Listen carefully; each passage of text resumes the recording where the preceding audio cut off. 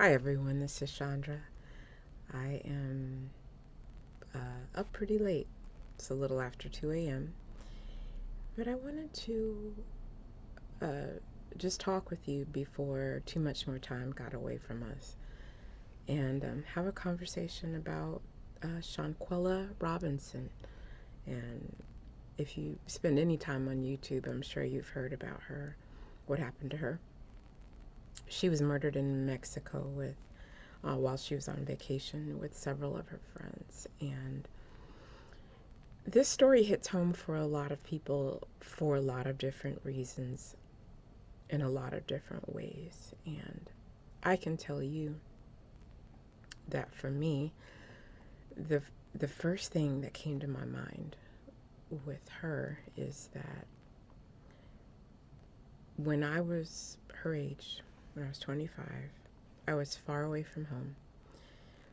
I grew up in California. I went to school to go to school in Georgia, and it was a really challenging time in my life. I was very young, very naive. It's a little sheltered, and California is just a different place. So when I got out there, I was in over my head for a while. I didn't know anyone. I had a friend that came with me to Georgia, but she left after a semester. And I made a friend. And I really trusted this person. I came to really rely on this person for companionship. Person helped me with transportation. I really believed we were friends. We had some challenges here and there as far as, you know, the course of our friendship. At that time in my life, I considered that to be normal. It didn't really raise any red flags, and it should have. And all I can say is, except for the grace of God, if I'm saying that right, I didn't run into the same or similar fate as Miss Robinson. And it it's just so baffling, so hurtful, so shocking to believe that people have no intentions of treating you right. They portray themselves as your friend. And we all make mistakes, mind you. I'm certainly not perfect. And when I was 25, I certainly wasn't perfect in many aspects. But the last thing you expect is for someone to portray themselves as a friend and betray you in many of the worst possible ways. I just can't imagine. And then I can imagine what these people put her through. And I think of what her parents went through. I try to imagine something like that happening to me when I was 25 and how my parents would have felt about it, how it would have just totally devastated them. And I mean, so I could go on and on about my situation, but what I want to do is talk about three things that I think we all need to sit up and take notice of in the wake of this situation. And there's a saying, it's part of a verse, part of a chapter in the book of Solomon in the Bible, and it says that jealousy is as cruel as the grave. Now, although jealousy and envy are actually two different things, they also are very similar in the respect that they involve someone wanting something that you have, or they are afraid of losing their position or you rising higher than them in some way. And it's so true. So jealousy or envy is as cruel as the grave. Now, in this situation, Miss Robinson lost her life.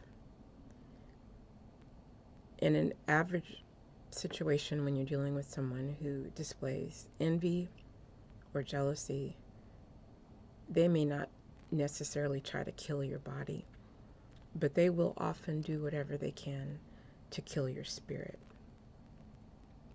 They can try to kill your spirit by gossiping about you, talking about you behind your back, betraying you, stealing from you.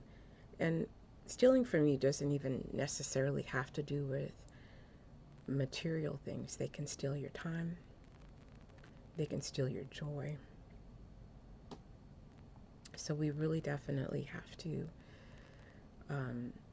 look at these things and take them very seriously, because you never know how or when they can escalate, and you can never underestimate the true impact that an envious or jealous person can have on your entire life. And they're all around us. So the second thing I wanted to point out is that, so with Miss Robinson, she had, I believe, 6 people with her. I think three males and 3 females. Now, law enforcement has classified this murder as a femicide, at least from what I've seen. The women, beating her up and ganging up on her. But one of the things that really struck me is how the men in the group regarded Miss Robinson. One of the men in the group was, she considered him her best friend.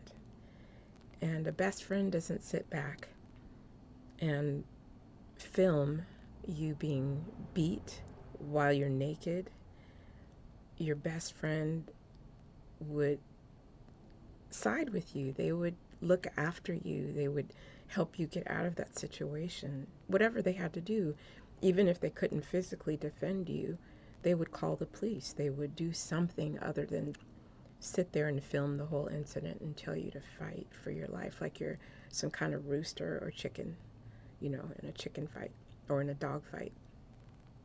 So the second thing that this left an impression on me about is males with feminine energy. And for whatever reason, they're among us every day. And I'm not talking about gay men. I'm talking about men who are generally cowards. They know that women tend to be very emotional, to believe them, and when they say they're going to do something or be somewhere, or that they're really your friend. So they position themselves to take advantage of your vulnerability. They often behave as women stereotypically do, by gossiping, talking about you behind your back, using you. Any number of things that a woman could do to you to betray you, you'll find a lot of men who behave in the exact same manner. And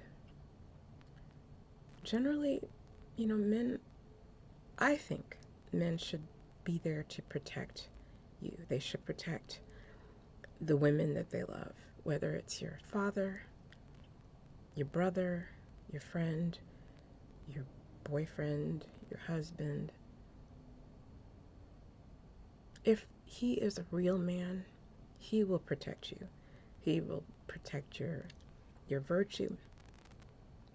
He will protect you physically, mentally, and spiritually. And if he isn't doing that, that man is displaying a great deal of feminine energy. And if I'm a woman and I'm looking at a man in any type of relationship, I have enough feminine energy. I don't need a man with any type of feminine energy. So look out for the men too. It's not just women who will catfight and betray you. There's also a lot of men, a lot of males, because I don't consider them to be men. And unfortunately, Miss Robinson fell prey to 3 such males. And then the last thing I wanted to say was,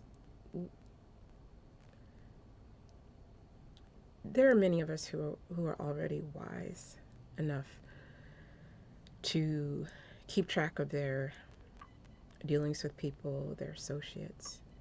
They allow their intuition, their faith to guide them through their relationships. If you haven't been doing that for yourself, you have to start doing it now.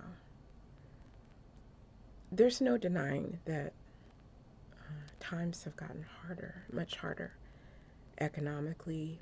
You know, for instance, Target is posting losses because of rampant shoplifting. So that should tell you right there that people are extremely desperate for a variety of reasons. Jobless, facing eviction, homelessness. The stakes are much higher. You have people that are just lost for a variety of reasons, and it's becoming more and more apparent every day. So you have to really sit down and take stock of the people in your life now. You can't take anyone or anything for granted.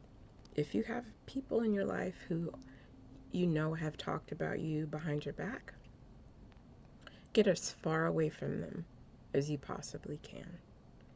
They do not mean you well. They, given the opportunity, could do very, very bad things to you. Anyone that spends time with people that hate you, you got to get away from them, because that person is kind of working both sides of the room, so to speak. They talk to you, but then they're hanging out with someone who hates you. So there's a good chance they're either feeding that person information or they agree with what that person thinks of you to some extent. You never know, and I wouldn't spend a lot of time trying to figure it out. Take care of yourself. And even if you don't think of yourself, what you allow into your life and how you interact with other people also affects people that you love. If you have children, if you're a mother and you have a daughter and she's watching you and how you interact with other women, she will more than likely make the same poor choices in friends, because you are her first teacher. You know, you influence her. If you are bringing home men who exhibit a lot of female energy, a lot of feminine energy, there's no telling what they could do to your kids or to you in the long run. And that's just not something that you really want to risk. Being around, you know, your girls, or hanging out with a bunch of women or a bunch of men for that matter, it's overrated. It's great to have friends, but not everyone around you is your friend. So my sincerest condolences to the Robinson family, all of the friends who loved Miss Robinson. I hope and pray that justice is swiftly served. And I think that even to honor her in the aftermath of what we've seen happen to her, if you don't already honor yourself, start now. Start today. So this is Chandra. I just wanted to say that to you. I better start shutting down and getting ready to go to bed. And I will speak with you soon.